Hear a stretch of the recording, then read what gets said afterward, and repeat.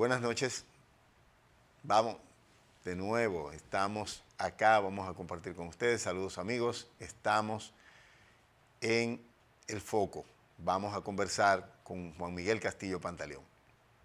Él es un dominicano que fue juez, que tiene un conocimiento de nuestra historia importante y vamos a hablar con él del futuro de la República, vamos a hablar del presente, vamos a hablar de la forma en la que se están aplicando las leyes en la República Dominicana y de la manera en la que estamos enseñando a nuestros hijos cómo se construyó el Estado Dominicano que nos permite en cualquier nación, en cualquier ciudad, ustedes que nos ven en los Estados Unidos, enterarse de que somos dominicanos, es decir, por qué existe la nacionalidad dominicana. Vamos a hablar de eso, de nuestro pasado y también de nuestro porvenir.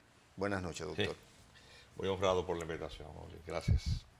Doctor, estuve viendo hace poco la profesora Luisa Navarro hacer un cuestionamiento al método que se está utilizando, al cambio que se le ha hecho a nuestros libros de historia, sobre todo a aquellos que plantean la independencia de la República Dominicana, la fundación de la República, el papel de los patricios que nos fundaron y las batallas que le dieron formación al país como república, como Estado independiente. Sí. Me gustaría su perspectiva de esto. Mira, una de las cosas que más nos puede preocupar del presente y de cara al futuro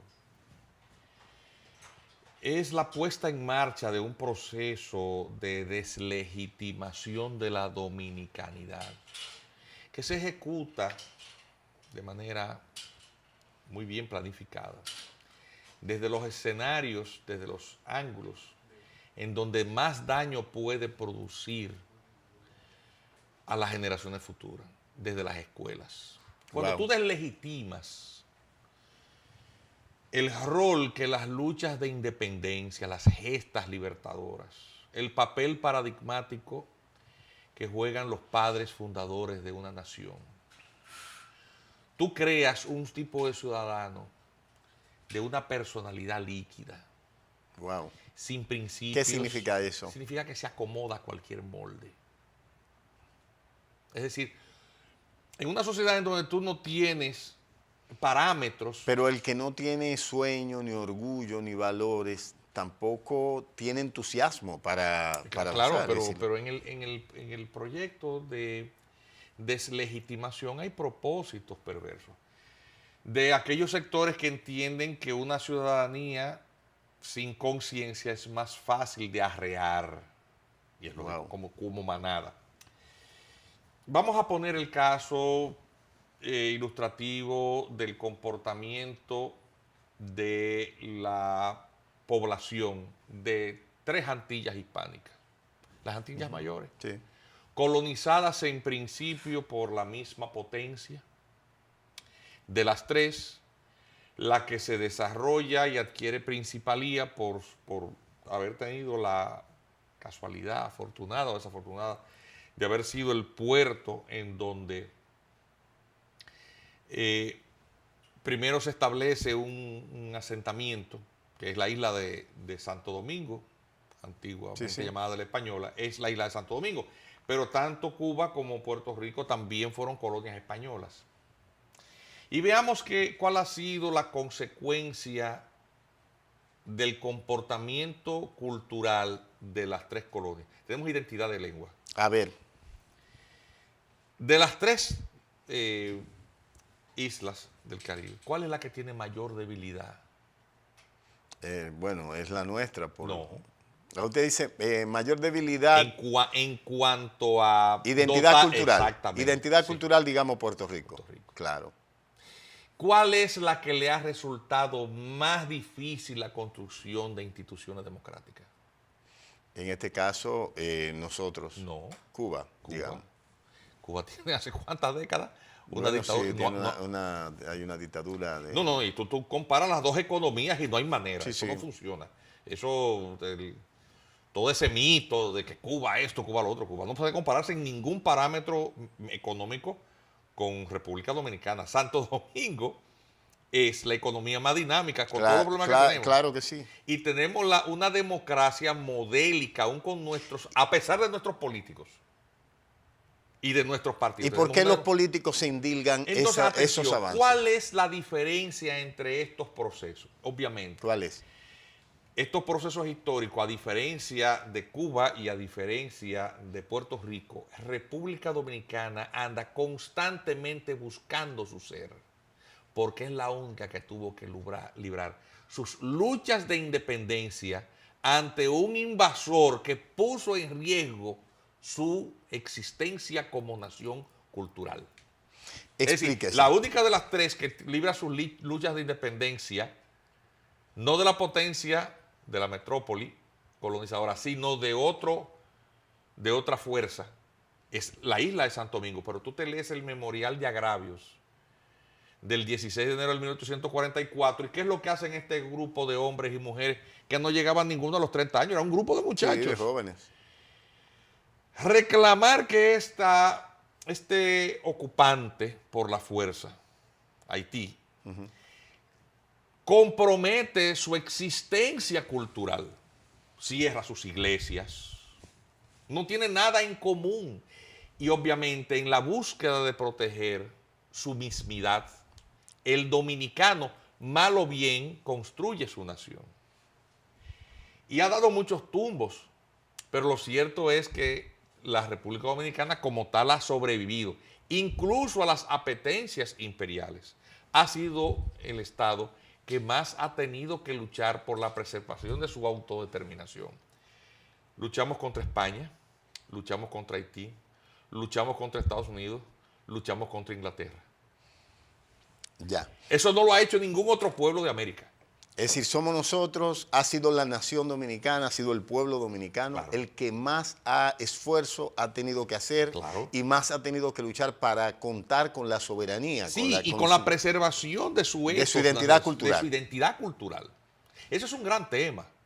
¿Por qué yo digo que este es el más grave riesgo? Porque si tú deconstruyes esa autopercepción y deformas en la niñez ese sentimiento del nosotros, de lo dominicano, tú obviamente estás comprometiendo lo único que nos convierte en seres únicos y trascendentes, en sobrevivientes.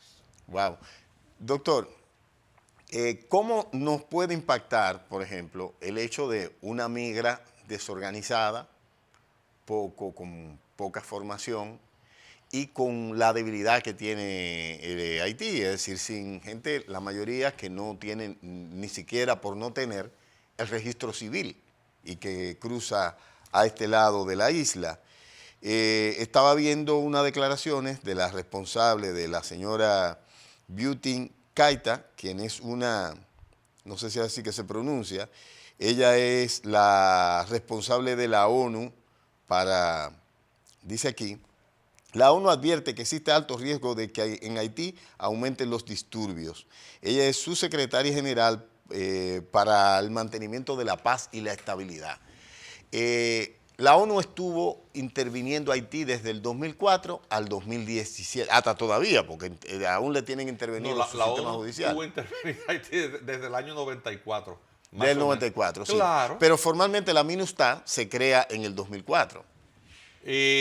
Bueno, con un nombre distinto, ya existía como fuerza militar luego de la intervención de la OEA abandono de la troika militar que derrocó a Aristide después de los acuerdos de la isla de Gobernadores.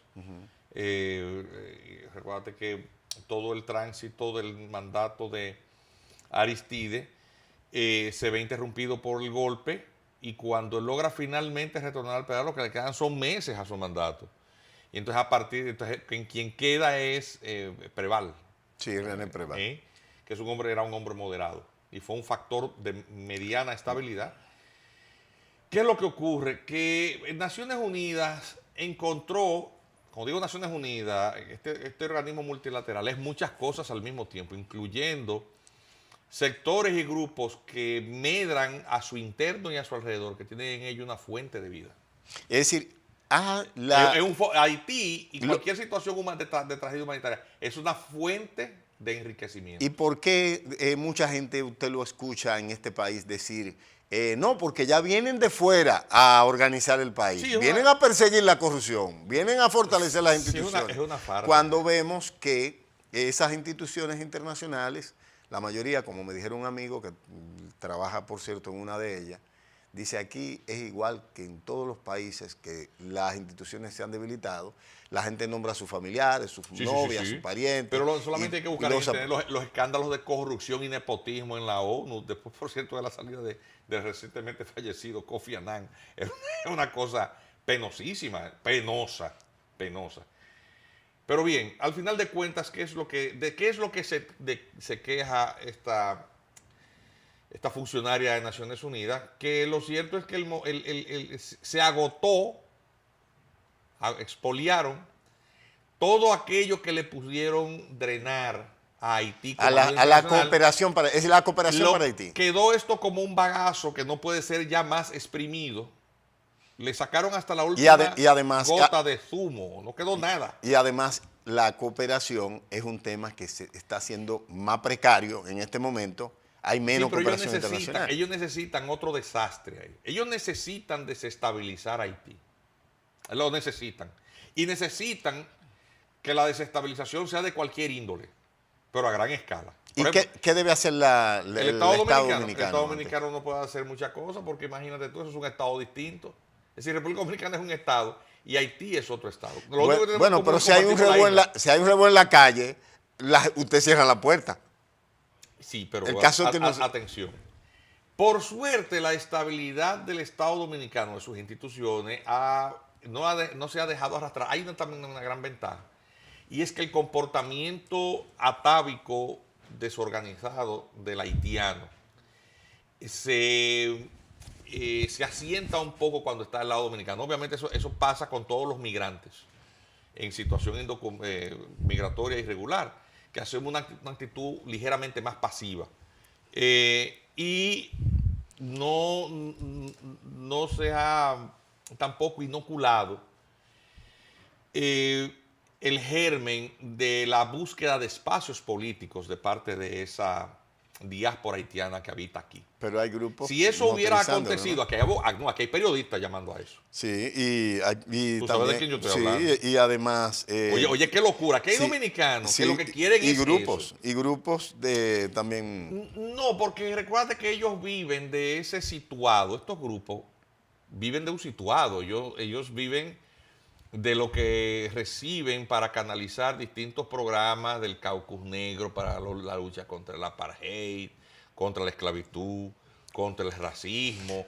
Por eso las acusaciones de racismo a todos los que entendemos que la República debe aplicar su política migratoria exigiendo el respeto a su soberanía. Claro, eso es lo ideal. Y lo que ocurre también es que, bueno, te repito, los modelos tienen falencias. La República Dominicana tiene un sistema interno, jurídico como Estado, pero también tiene una dinámica sociopolítica que también se distorsiona por ello y hay mucha farsa. Por ejemplo, si hay una cosa en lo que están de acuerdo, explotadores y aquellos que viven del reclamo de los derechos humanos de los explotados, ¿en qué quieren que la cosa siga? Que quieren que siga así para tener el negocio. Claro, porque el fondo de comercio es ese. Vamos a decir, si tú vives de denunciar la discriminación racial. Si no hay discriminación, hay que hacer el negocio. Y resulta que se demuestra que aquí no le niegan una oportunidad a nadie de ingreso a una universidad. Dime en cuál escenario aquí se le niega un servicio, que usted no puede entrar a un colegio. Bueno, usted no puede entrar. El hospital Marcelino Vélez, los haitianos van gratis, los dominicanos tienen que pagar. Los dominicanos que tienen que pagar. Sí, es la discriminación positiva. No, y a un niño haitiano le dan más facilidades que a un niño dominicano, en todas partes. Eso es así. Eso es así. En estos días querían regalar hasta los apellidos. Sí, así es. Sí, ya lo que no faltaba más nada por regalar. Luego regalar también los apellidos. La nacionalidad, los papeles, los trabajos, la educación, la salud, el medio ambiente. ¿Y cómo impacta esto en un país que no tiene capacidad para darle facilidades a los ciudadanos pobres que esperan esa oportunidad para mejorar sus condiciones de vida. Mira, porque el modelo distorsionado genera esa dinámica también.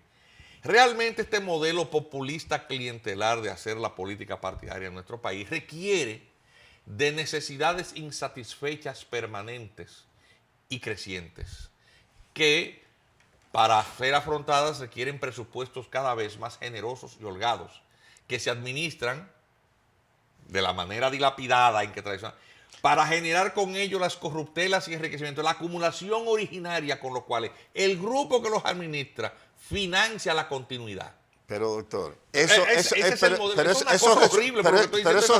resulta insostenible. Por Insostenible ejemplo, no. ¿Tenemos cuántos años? ¿A cuánto ha ascendido la deuda externa? Bueno, la deuda se ha incrementado de manera astronómica, pasó prácticamente 153%. Así es. En esta gestión. En esta gestión, pero usted está comprometiendo, por ejemplo, este año el presupuesto, habrá más dinero destinado al servicio de la deuda que a la educación. Claro. Es decir, en el 2019. Entonces ahora necesitamos recaudar más y mandamos un proyecto de ley que para aumentar. Eso es para también aprovechar y todo el que tiene cuartos robados lo lave. El proyecto que están presentando. Claro. Pero necesitamos recaudar. Pero eso es un modelo insostenible. Eso es una burbuja. Pero lo que yo le digo que es es insostenible, porque, por ejemplo, usted tiene el presupuesto, contempla la colocación de 2.000 millones de dólares en bonos, sí, y más 180.000 millones en préstamos, lo que significa que lo que pagamos de la seguridad social, que creemos que va a ser para nuestros retiros, se está usando para cubrir un hoyo. Además, nos están endeudando para tener que pagar. ¿Hasta cuándo vamos a poder sostener eso? No, hasta que explote. Es decir, no, la razón no nos va a llevar a aprender.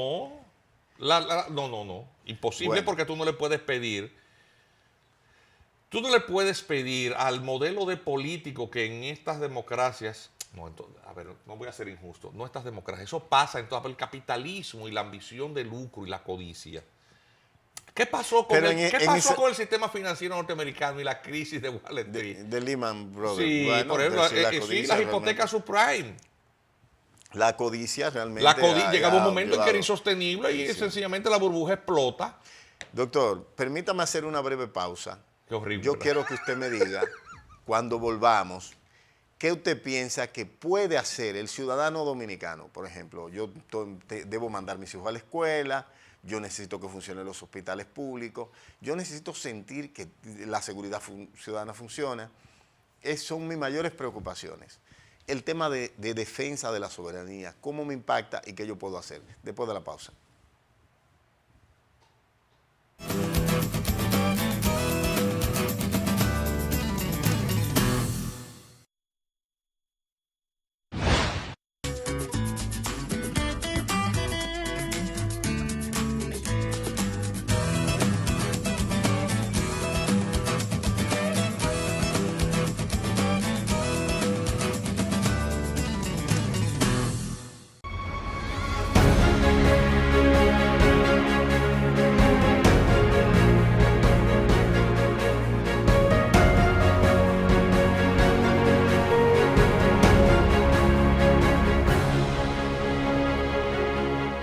Para mí el patronal ha sido muy bien, ya que ha sido de mi funcionamiento para nosotros los estudiantes.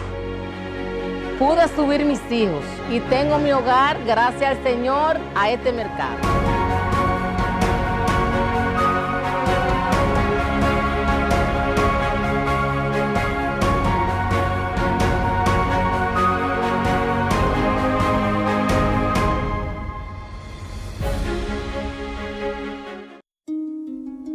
Sobre estos hombros descansa el futuro de la nación.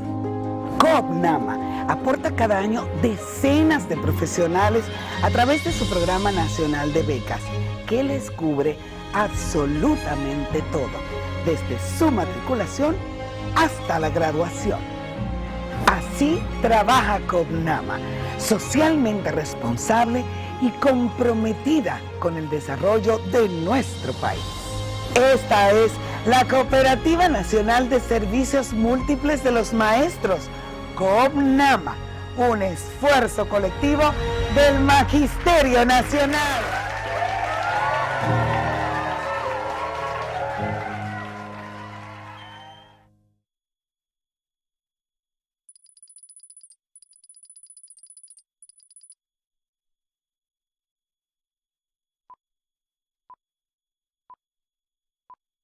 Al apoyar la enmienda de la reelección, también estaba tomando la decisión de cerrar mi carrera política, porque está sobreentendido que después de estos 4 años adicionales, si el pueblo me premia con su voto en el año 2016, no podré ser candidato nuevamente a la presidencia de la República.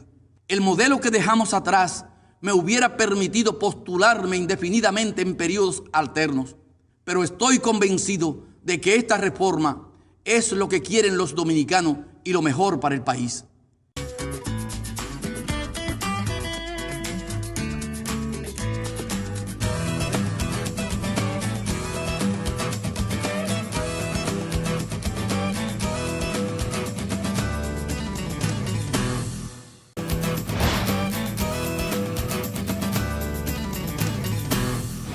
Interesante el diálogo con el doctor Juan Miguel Castillo Pantaleón. Llegué un poquito corriendo, doctor, por el tránsito que se torna un poco difícil. Le dejé una pregunta en el aire cuando entramos. ¿Qué puede hacer un ciudadano que no es un político, que no es un analista, ante esta realidad? Mira, la sociedad de consumo, este capitalismo de consumo demencial, tiene a la sociedad, a los sectores pensantes tan empeñados en su supervivencia y en los parámetros artificiosos de consumo y de nivel de vida, que les deja poco tiempo para involucrarse en las luchas sociales. Y como cuando la pequeña burguesía se margina de la lucha social, es más difícil porque pero esta es la clase revolucionaria. Estoy cambiando un beneficio de corto plazo por un... Sí, pero es un tema de supervivencia. Es que para venir a tu programa... Oli, ¿cuánto empleo tú tienes? Yo, pero como 3. Lo mismo. Yo de aquí del programa voy a mi oficina a seguir trabajando. Sí, entiendo. Y estamos todos en eso. Entonces, la dinámica de hacer política partidaria, la política electoral es partidaria. Y con el nivel de descomposición clientelar que ha permeado partes considerables de la población votante, cada vez se le hace más difícil a las ideas calar, porque el votante promedio, una alta proporción, se vuelve tributario de las pequeñas canonjías, se vuelve dependiente de alguna manera, doctor, de quien gobierna en el momento. Entonces eso es un gran escollo, sí, porque tú no puedes dejar lo que tú haces para ponerte a caravanear y a meterte en un bar. No puedes. No, es así. Pero usted se encuentra, por ejemplo, que las encuestas nos están diciendo que la gente está preocupada por temas que antes no aparecía. El tema migratorio, el tema de seguridad ciudadana, el tema de la corrupción. Pero al final del día, ¿qué tanto de ese? Es un tema para los sociólogos. ¿Qué tanto de esa inquietud se traduce efectivamente en una dirección de que el día de la votación esas preocupaciones pesen cuando tú tienes una parrilla de oferta electoral que no te ofrece alternativa, porque los partidos están todos en lo mismo? Es decir, buscando clientes para todos y ofreciendo queremos, ayuda. Claro, porque todos quisiéramos, en el espectro político, nosotros quisiéramos figuras frescas. Me encantaría. Sí. Pero eso se canaliza a través de los partidos políticos y eso sigue las reglas del juego. Que cuando llega finalmente, tiene que ser parte de lo mismo. Porque al final del día, ¿cómo tú armas el activismo político? Al final del día, en las elecciones, el que llevó más gente a la casilla electoral es el que gana. ¿Usted no le teme? Eso plantea un tema de recursos. Entonces, ¿qué puede hacer? Entonces, el dominicano lo que tiene que hacer, si está comprometido con su propio futuro, es preocuparse por eso. Y de alguna manera, convertirse en un actor de cambio. Si no hacerlo políticamente, por lo menos en el entorno. ¿Cuándo cambió el contenido de la historia? Por ejemplo, ¿cuándo dejamos de pintar el escudo dominicano, los niños de cuarto curso, para pintar el escudo haitiano? ¿Cuándo se nos dejó de plantear que la historia de la República, como plantea la profesora Luisa Navarro, es que esa historia heroica que usted nos cuenta y que incluso podemos leer en libros de historia de otros países suramericanos cuando vemos la historia de la República Dominicana? Incluso el propio Fidel Castro en un momento les reconoció la valentía y el arrojo al pueblo dominicano, el propio Martí, a la hora de venir a buscar a Máximo Gómez para ese esfuerzo libertario de Yo te diría que en los últimos 15, 20 años es que el país enfrenta ese asalto de estas, incluso de élites intelectuales, que es lo más terrible. Hay un escritor dominicano, un ensayista brillante y polémico, que es Manuel Núñez. Escribió un ensayo provocador, ganó Premio Nacional de Ensayo en el 2001. Se llama el libro de Manuel Núñez, El ocaso de la nación dominicana. Y el primer capítulo de esa obra, él cita a un intelectual francés del siglo pasado, Julien Bendat. Y Bendat hablaba de la traición de los clérigos, la trahison des clercs. Señalaba, Bendat, que los sectores intelectuales habían renunciado a su rol transformador, que a través de las ideas hacían avanzar la sociedad. Y una parte de la intelectualidad ex de izquierda se comprometió a eso porque el situado varió con el derrumbe de la economía socialista. Ese situado que provenía de la órbita socialista y ciertos enclaves que fueron presas de la degradación populista, como la Universidad Estatal, hizo que una parte importante de estos pensadores de izquierda, que son los sectores intelectuales, gente, entre comillas, progresista, cambiara sencillamente de dueño y pasara al servicio, paradójicamente, de aquello que en su momento, en el fervor izquierdista, atacaron. Y por eso es que tú ves a mucha de esa gente que medra alrededor de la USAID. ¿Quiénes eran? Sí, eran dirigentes de izquierda. Antiguos pero, izquierdistas. ¿cómo puede llamarse izquierdista y defensor de los valores, defensor de los trabajadores, alguien que propicia que se le abarate su mano de obra? Es una farsa. Que se le ocupe la cama del hospital que él puede usar, que se le limite su capacidad de disponer de recursos? Es una farsa. La población ve impávida esa. Lo cierto es que, precisamente porque yo aspiro a ser considerado en algún momento un intelectual, pero bueno, lo soy. No, porque usted lo es, doctor. Usted lo es y usted es un investigador muy serio, por cierto. Y entonces a nosotros, Oli, obviamente que vivimos en sociedad y que entre nuestros muchos defectos no se encuentra el tema de la vanidad. Es decir, no se cree uno que es la gran cosa porque uno ha tenido el privilegio de la educación a alto nivel. A uno se le acerca mucha gente, como uno da la apariencia de la accesibilidad. La gente, claro, no siempre ha sido accesible. Y entonces eso hace que la gente se le acerque mucho a uno y uno se da cuenta de la avidez que tiene en una parte considerable de la población, la necesidad que hay de que el país cambie de rumbo. El problema es, y vuelvo y te repito, que tú tienes dos dificultades muy severas. La imposibilidad de que de los sectores en donde estas alternativas pueden surgir realmente puedan articularse materialmente. Oli, que te digan a ti, deja de trabajar para irte a hacer política. ¿Tú puedes? Bueno, realmente no. No puedo. Tú tienes que poner comida en tu mesa. Yo debo mandar a mi hijo a terminar a la universidad. Tú tienes que pagar el pagar del carro, el préstamo de la casa. Tú no puedes, porque lo que tú tienes no te lo regala nadie. Así es. Y no te has enriquecido en el poder, ni has heredado tampoco. Claro, yo vengo de la escuela pública y de la universidad pública. A mí nadie me puede decir que haga más de lo que puedo porque no puedo más.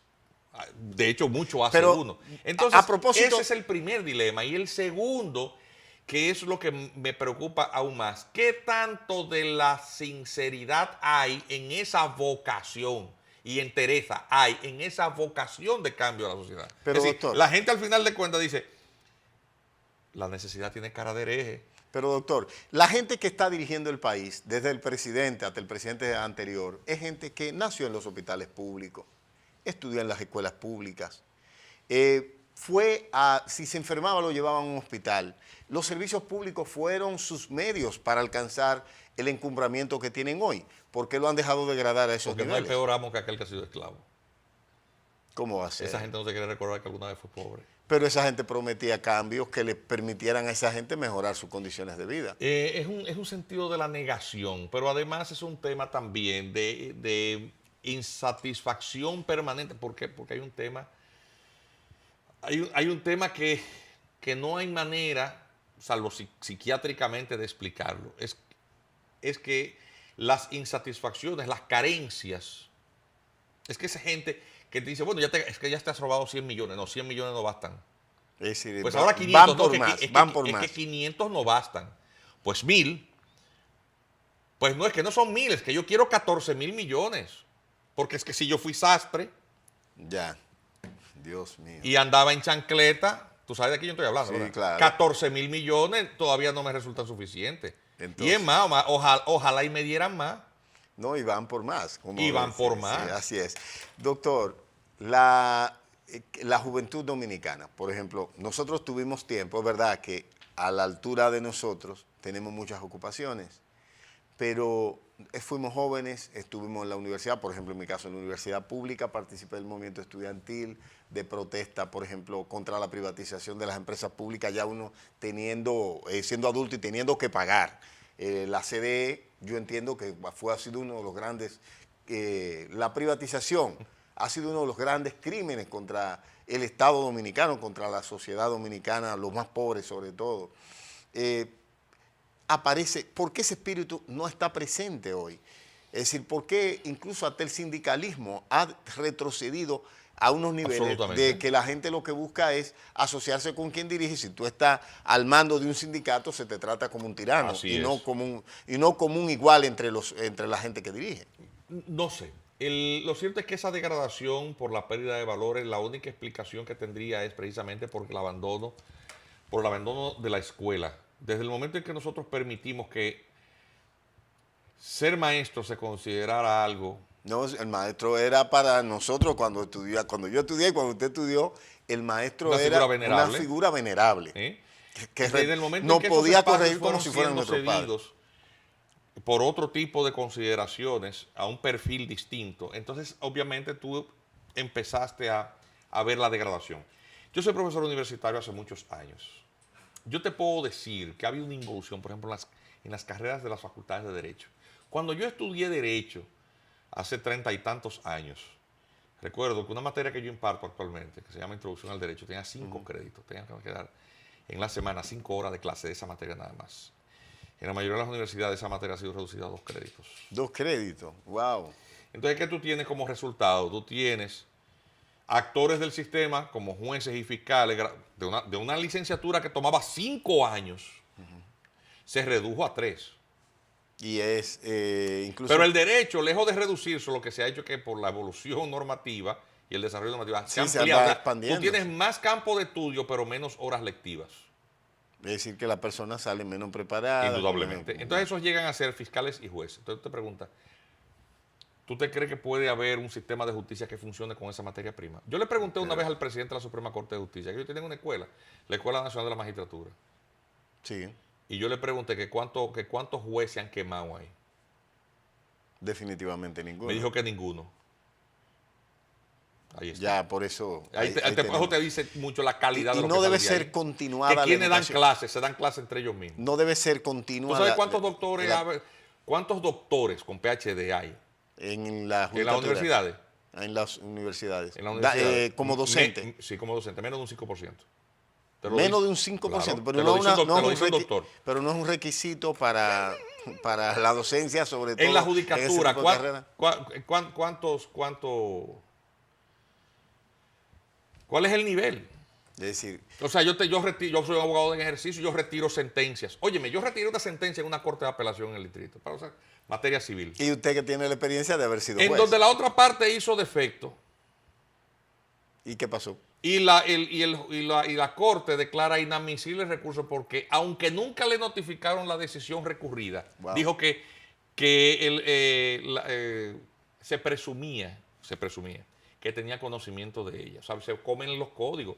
Yo tengo otro caso de una corte de apelación penal en donde la sentencia que debía ser acorde al tipo penal era de 2 a 5 años y dicen que es el tipo penal y lo condenan a 15. Pero lo condenan por encima de lo que Sí, establece no, la y normativa. la ley es de una Y- filosofía ahí, de que sí, que te entonces- citan. Porque Luigi Ferrajoli, entonces te citan una cosa así, porque tú te das cuenta de que la ignorancia, cuando tú lees la indigesta, tú entiendes, y lógicamente tienen que regurgitar toda esta cosa que no logran entender. Va- Y así anda el país, y así tú tienes los diputados, y tienes los senadores, y tienes los regidores, y tú tienes el Estado envilecido con esa falta de conocimiento y de capacidad. No existe una meritocracia, entonces toda esa disfuncionalidad. Y mira que este país funciona bien. Sí, ese otro factor, doctor. Por ejemplo, yo me designan en un puesto y yo busco al doctor Castillo Pantaleón, pero usted es un médico que necesito, porque lo primero es buscar la nómina.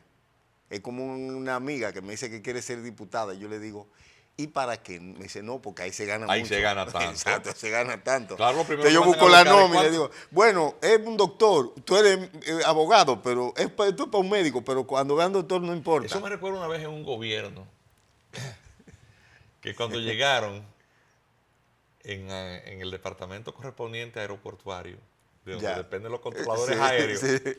¿cuánto es que ganan? No, por aquí lo que hay que nombrar a los compañeros del partido. ¿Tú te acuerdas de eso? Sí, es decir, eso son de O las sea, cosas. la vida de cientos de personas en cada avión iban a estar puestas en manos de gente que de simplemente gente que, que hicieron, salieron a hacer la caravana. iba a ser nombrada ahí un compañerito del partido como si fuera una botella. ¿Tú te acuerdas de eso? Sí, sí, es parte del festín que se arma cuando se dan los cambios. Claro. Porque las posiciones más egregias están en manos de la gente por el hecho simple de hacer No, campaña. pero aquí hay grupos familiares muy enquistados en la estructura gobernante, que suma un solo grupo familiar 6 y 7 millones de pesos mensuales en salarios combinados. En salarios combinados. Sí.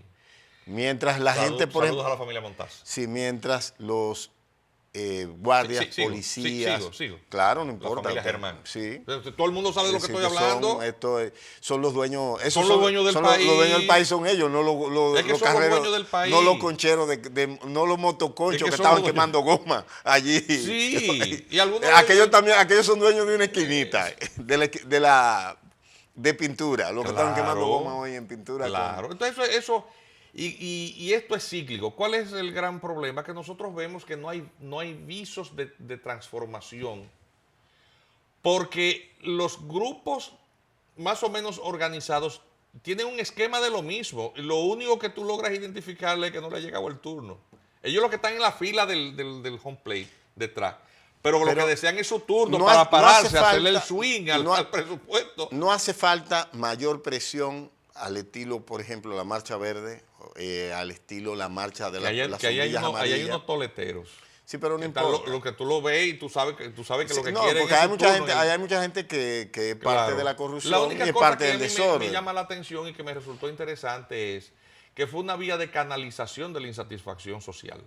Sí, es lo que digo. Es decir, Es decir, como catalizador, la gente tiene una que vía cómo me manifiesto, cómo yo expreso mi rechazo exactamente de expresión, pero ¿qué tanto al final del día eso se puede traducir en acción política?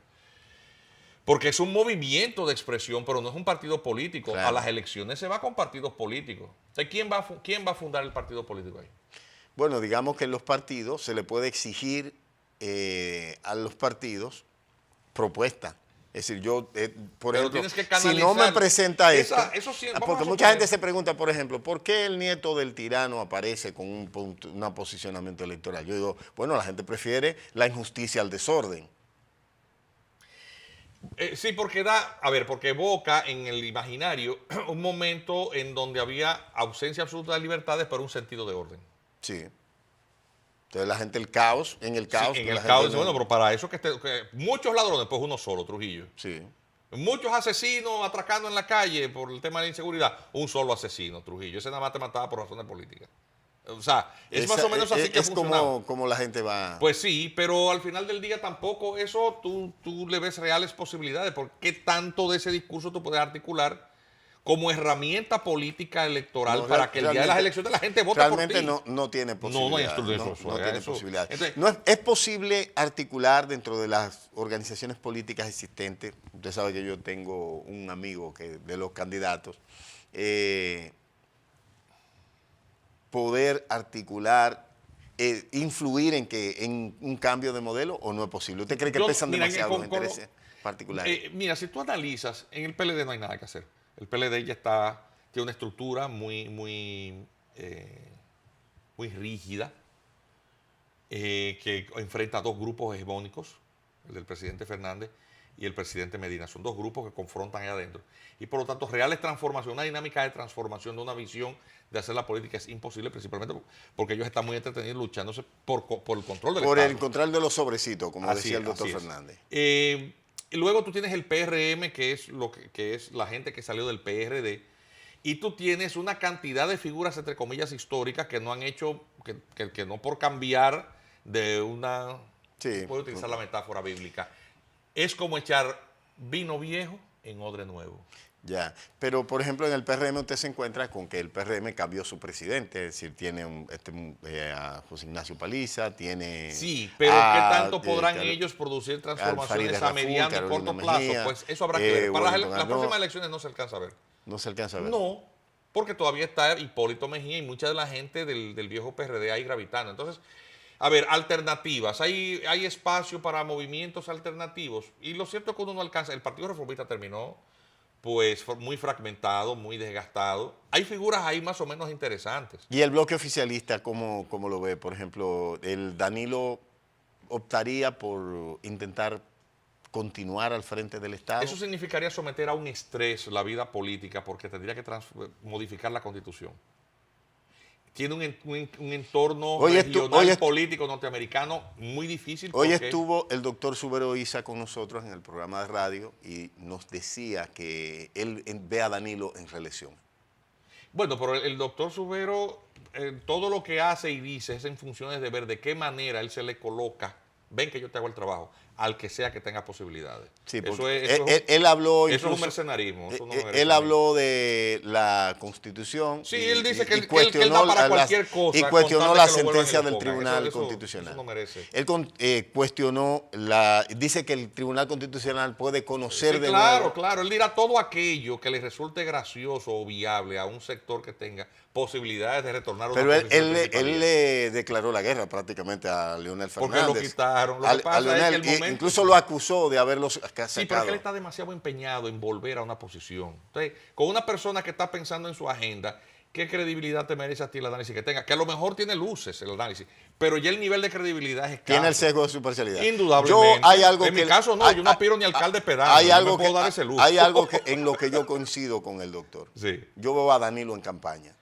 Lo veo utilizando los recursos públicos y lo veo ministro como el que lo llamó benefactor, elogiándolo y planteando la posibilidad de su reelección. Atención, tú tendrías, si tienes un delfín, Gonzalo es el que tiene menos desgaste relativo del ejercicio gubernamental. Navarro tiene el terrible paso de la Cancillería y la firma del acuerdo de privilegios e inmunidades. ¿Qué significa eso? Es un hombre que firmó un acuerdo que entregó este país con tu gente adentro. ¿El ministro de Educación? Sí, claro. El acto de entreguismo más obsceno. Pero nosotros tenemos que hacer un programa sobre eso. No, porque de eso no se quiere hablar, nadie quiere hablar. Señor, este país lo entregaron con toda gente. Lo que hizo Pedro Santana fue un día de campo. Pero es que el ministro de Relaciones Exteriores obedece órdenes del presidente. Es decir, bueno, pues entonces el presidente de la República... Porque yo estoy diciendo quién fue que firmó. Yo recuerdo, quien firmó es el señor Navarro. ¿Usted se acuerda cuando el presidente era Hipólito Mejía y se intentó traer ese documento y hubo protesta y la gente estaba en la calle? Sí, pero en todo caso quien firmó no es el presidente Medina. ¿Y eso tiene valor legal? No, el Tribunal Constitucional lo anuló. Lo anuló. Naturalmente. La Sunlan era también otro día de campo comparado con eso. Eso es algo que ustedes los periodistas nunca hablaron de eso. Fue positivo que lo anulara. Pero que si entregaban eso. ¿Tú te imaginas lo que tú firmaras un documento que dice que aquí puede venir toda cantidad de tropas armadas y uniformadas? Sin número. Tomar control de todas las vías de comunicación terrestre, marítimas, todo el espacio aéreo, y entregando la soberanía el espectro nacional radioeléctrico, sin necesidad de indemnizar ni pagar por ello, sin límite, sin control, garantizarlo. Pero además de todo, y de importación de lo que ellos Pero la gente no sabe eso. Y que en esa circulación y esa ocupación militar, no solamente de militares, de mercenarios. Wow. Cualquier daño a la propiedad, a la integridad física o a la vida de personas no iba a merecer ninguna clase de reclamo. Dios mío. Es decir, que cualquier mercenario de eso puede agarrar, llegar a tu casa, coger todo lo que tengas ahí, matarte a ti, violar a tu mujer y después matarla también. Y tus hijos, Hasta el perrito. Y no tiene ninguna No consecuencia. hay ninguna, porque ese es un diplomático. Ese documento, que no tiene parangón de comparación con nada en este mundo. Mira que yo he visto Y muchas, usted, yo he leído muchas cosas. pero quizás Eso lo firmó el él señor no Navarro. Él no estaba consciente de lo que estaba Claro que lo firmando, me firmó. imagino. Pero me imagino que no estaba consciente Pero de lo que que- estaba y- firmando. pero él- porque es lo que... Si él no sabe lo se que firmó, arquitecta. ese es el ministro de Educación. O sea, él no sabe ni leer ni escribir. Él puso un garabato ahí. Bueno, es Entonces, un tema realmente... No, porque yo a mí me encantaría. Que nos asombra. que- que- no, eso, que eso realmente pasó a mí me gustaría aquí. verlo. La sentencia 315 del 2015. Del Constitucional. De- Debo buscarla. Un silencio sepulcral sobre eso. Tú sabías que de acuerdo a ese convenio, eso se ejecutó, firmando ¿cuántos meses antes de la reforma constitucional del 2015? 4 meses. 4 meses. Y no obstante ser declarado inconstitucional, ¿tú no te recuerdas que en abril del año 2016 aquí iba a venir una fragata de guerra norteamericana?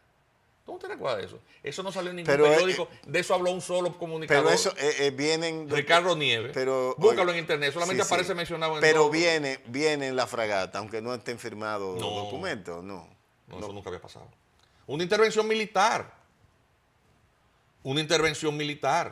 Es decir, que estaríamos autorizando. Y en este caso, doctor, ¿qué usted puede decir Sin nada a cambio. sobre el hecho de que la embajadora norteamericana llega e inmediatamente es llamada 24 horas después para consulta. a propósito de las relaciones Junto con China? con el embajador, la representación de Panamá y de El Salvador. Bueno, para nadie es un secreto que China y Estados Unidos de Norteamérica están librando una feroz lucha comercial, una guerra comercial. Y China le ofrece a estos gobernantes, estos paisitos que forman parte de un bloque regional que firmó con los Estados Unidos un tratado de libre comercio para ir haciendo un cerco de posiciones Sí, sí. con miras a la penetración al mercado norteamericano desde apoyado aquí, porque o a la aquí- sombra de esos. Entonces, ¿qué le ofrece Nicaragua? Nicaragua le ofrece un canal. Ve a ver si lo hicieron. No lo hicieron. A Panamá. Sí, si le ofrece un estadio de fútbol, no se lo hacen. Y ellos han ido colocando. Y obviamente el gobierno Pero demócrata no estaba muy atento a nuestra eso. balanza comercial con China sigue siendo muy desproporcionada. en Y va a favor de seguir China. siendo así porque República Dominicana no está en situación de competitividad con nada de China. República Dominicana no produce nada que China no ¿Quién produzca, sería 10.000 nuestro veces aliado produce ideal en ese match entre Estados Unidos y Estados China? Unidos?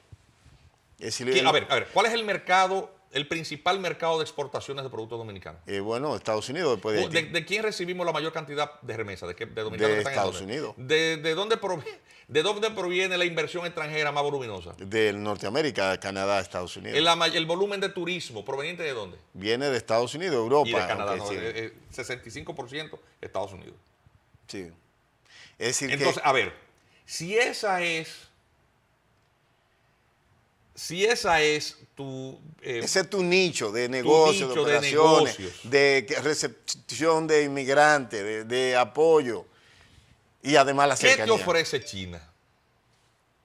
Bueno, ¿Qué te ofrece China? Chiina ofrece En capital serio, fresco, comprarnos nuevo sí. endeudamiento, Sí, pero- es decir, Ajá, puedo, ajá, por ejemplo, sí. los bonos que no venda allá bueno. los puedo endeudar aquí. Exactamente. Uno de los ¿Y los chinos qué quieren? planteamientos. ¿Y los chinos qué quieren? Y bueno, quieren tener acceso al mercado, quieren Exactamente. tener... O sea, nosotros tenemos algo que le interesa a ellos, pero nosotros no tenemos... ¿Qué es eso? Uno de los- Y nosotros, de lo que ellos nos pueden ofrecer, que es una demanda, no podemos ofrecerle nada. ¿Qué le podemos ofrecer? Piña. O sea, en el Pacífico no se producen piña. No se produce más que aquí. Cacao. ¿Tú sabes dónde se produce el cacao de mejor calidad? En África. Sí, en África y también en Vietnam está produciendo cacao. Continente en el cual China tiene una presencia tremenda. la mayor presencia. No hay nada que... O sea, Pero- playa, pero- en serio. Pero, Turismo, Pero en serio. para los préstamos China puede ser, lo fue incluso para Chávez y para Maduro. Es decir, Maduro Por un logró tema sostener- geopolítico. Sí. Y tú Michael vas a Pompeo correr está el diciendo riesgo que de- está endeudando, que China está facilitando préstamos sin muchas condiciones, pero- que luego van a dejar en bancarrota a la mayoría Pero de los Venezuela tiene algo que puede producir y que no se le va a acabar por ahora. Es un recurso no renovable. Es unas reservas petroleras considerables. países. Y otros minerales, no tienen mucho territorio. Pero esta media isla, ¿qué tiene que ofrecer? bueno, Bueno, que yo sepa, en China no se juega pelota.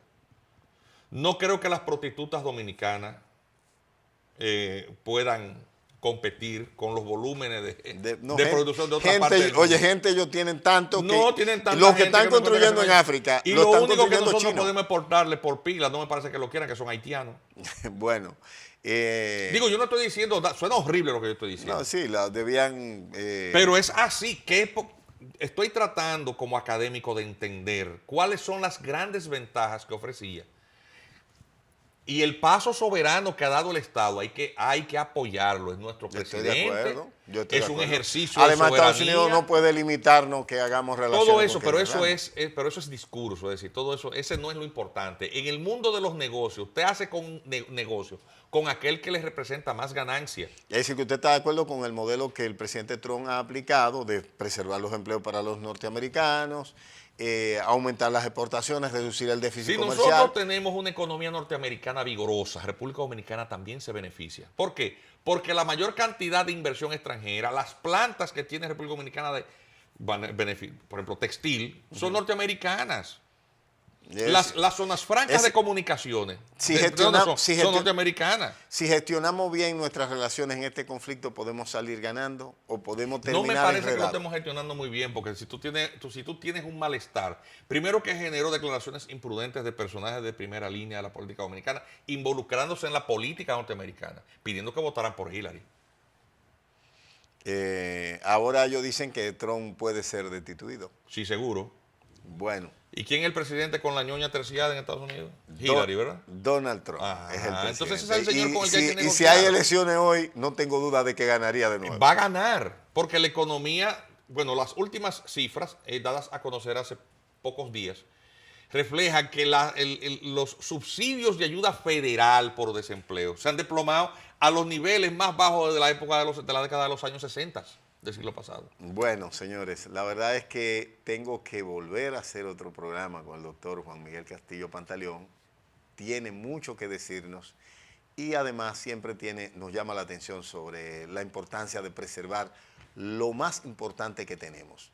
Doctor, un último mensaje para los dominicanos que nos ven en el exterior. República Dominicana sobrevive por la vocación de los dominicanos de resistir todos estos desafíos. Los dominicanos somos gente trabajadora, pero nosotros no podemos dejar que la República Dominicana esté al albur, a la suerte de las malas decisiones de los políticos. En todos los procesos políticos, votemos por el menos malo. Bueno, gracias al doctor Juan Miguel Castillo Pantaleón y nos vemos pronto.